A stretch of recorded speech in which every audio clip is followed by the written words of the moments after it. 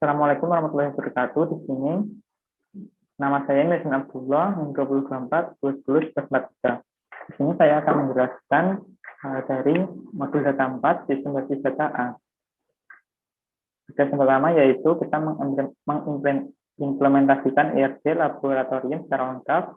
Kemudian untuk setiap tabel isikan minimal 3 baris data. Pada tabel pertimbangan jalur pinjaman untuk primary key gunakan direct relationship, di mana foreign key dari tabel pinjaman dan barang dikombinasikan dan dijadikan primary key. Langsung saja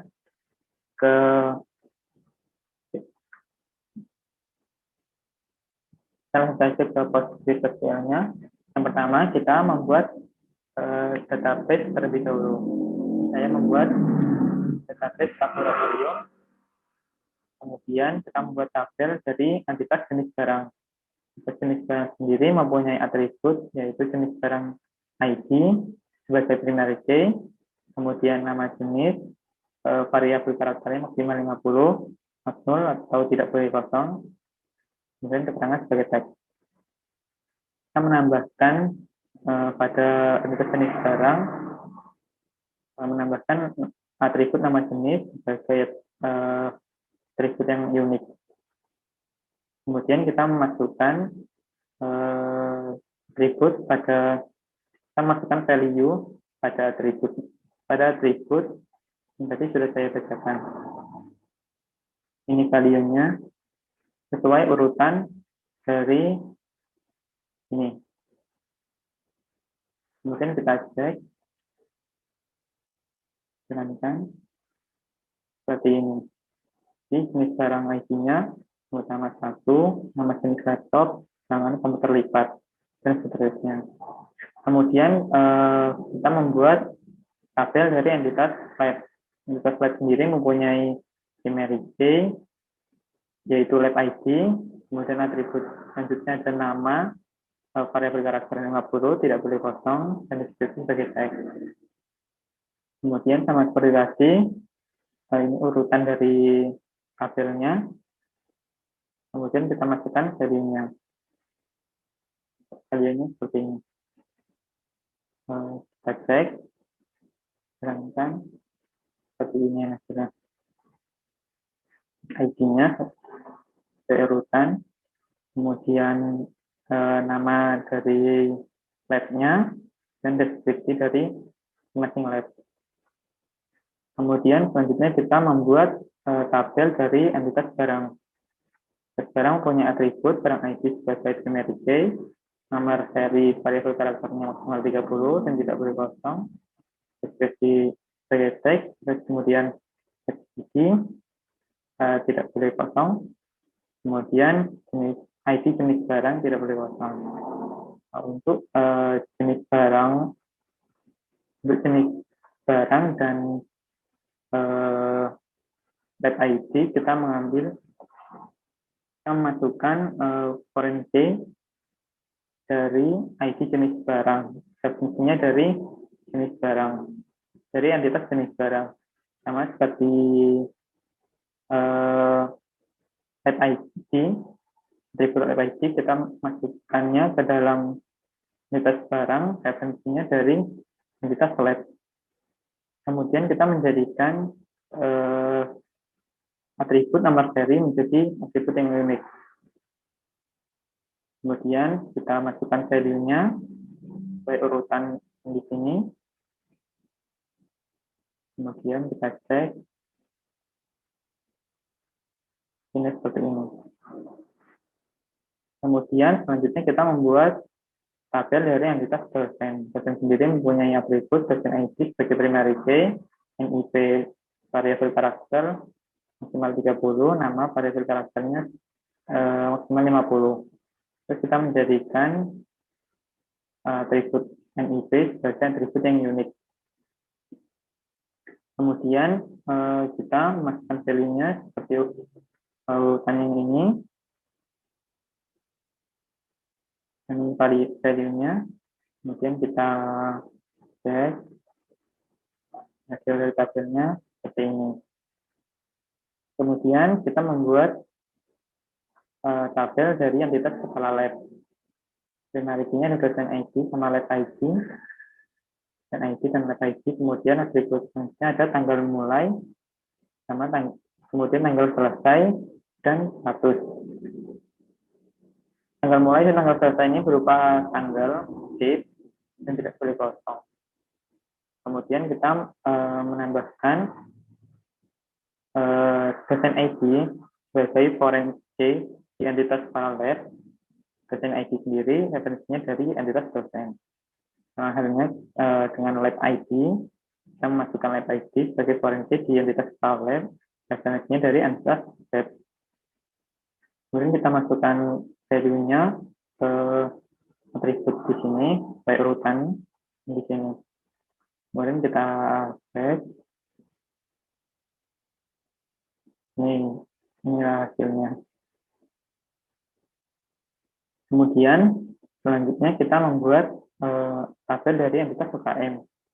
Entitas UKM sendiri mempunyai atribut nama UKM, variabel karakternya 50, keterangan sebagai teks, dan UKM ID sebagai primary key. Kita menjadikan nama UKM sebagai atribut yang unik.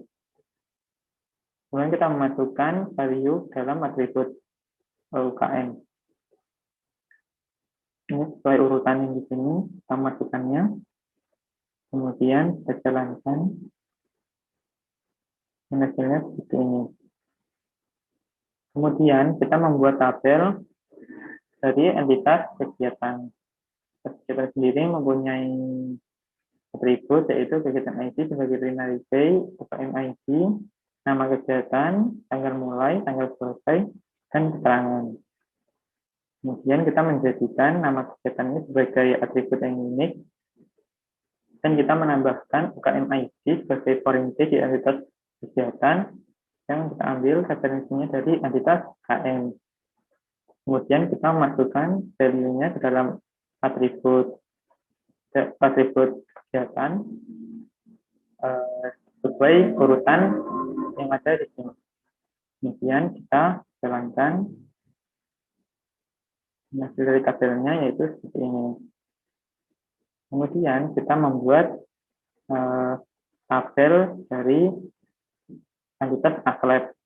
Entitas atlet sendiri mempunyai atribut atlet ID sebagai primary key, kemudian ada name, nama, nomor HP, dan lab ID.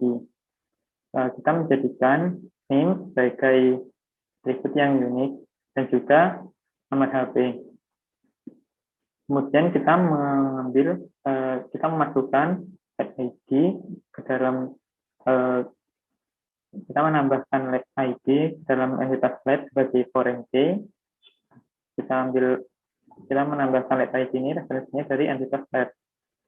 Kemudian kita memasukkan value-nya ke dalam atribut dari access sesuai urutan yang ada di sini, dan hasilnya yaitu seperti ini. Kemudian kita membuat tabel peminjaman. Peminjaman sendiri mempunyai atribut peminjaman ID sebagai primary key, kegiatan ID, aslep ID, tanggal pengajuan, tanggal persetujuan, tanggal keluar barang. Di tanggal 3 ini katanya bersifat tanggal dan tidak perlu kosong. Kemudian kita menambahkan aslep ID sebagai foreign key ke dalam entitas peminjaman, referensinya dari entitas aslep. Kemudian kita masukkan kegiatan ID sebagai foreign key dalam entitas peminjaman, referensinya dari entitas kegiatan. Kita memasukkan value-nya ke dalam atribut sesuai urutan yang ada di sini. Dan kita jalankan. Maka hasil dari tabelnya yaitu seperti ini. Kemudian kita membuat tabel item peminjaman. Item peminjaman ini mempunyai atribut primary key-nya yaitu nomor seri dan pinjaman ID, yaitu nomor seri, kondisi barang saat keluar, kondisi barang saat kembali, peminjaman ID, barang ID, pengembalian ID. Dari Ini kemudian kita menambahkan peminjaman ID sebagai foreign key ke dalam entitas peminjaman dan referensi dari peminjaman ID yaitu dari entitas peminjaman. Sama halnya kita memasukkan atribut barang ID sebagai foreign key dalam entitas item peminjaman, referensinya dari entitas barang. Dan juga kita memasukkan atribut pengembalian ID sebagai foreign key dalam entitas item peminjaman, referensinya dari entitas pengembalian. Kemudian kita memasukkan value-nya sesuai urutan dari atribut yang ada di sini. Kita coba jalankan. Nah, hasilnya begini. Kemudian kita membuat tabel dari entitas pengembalian. Entitas pengembalian ini mempunyai atribut pengembalian ID sebagai primary key, tanggal pengembalian, kemudian ada aspek ID. Kemudian kita memasukkan aspek ID sebagai foreign key dalam entitas pengembalian yang fungsinya dari entitas aspek. Kita memasukkan value-nya dalam atribut pengembalian sesuai urutan yang ada di sini. Kemudian kita jalankan, hasilnya seperti ini. Sekian penjelasan dari saya, kurang lebihnya mohon maaf apabila ada salah kata. Kemudian jika ada yang ditanyakan bisa komen di bawah. Terima kasih. Assalamualaikum warahmatullahi wabarakatuh.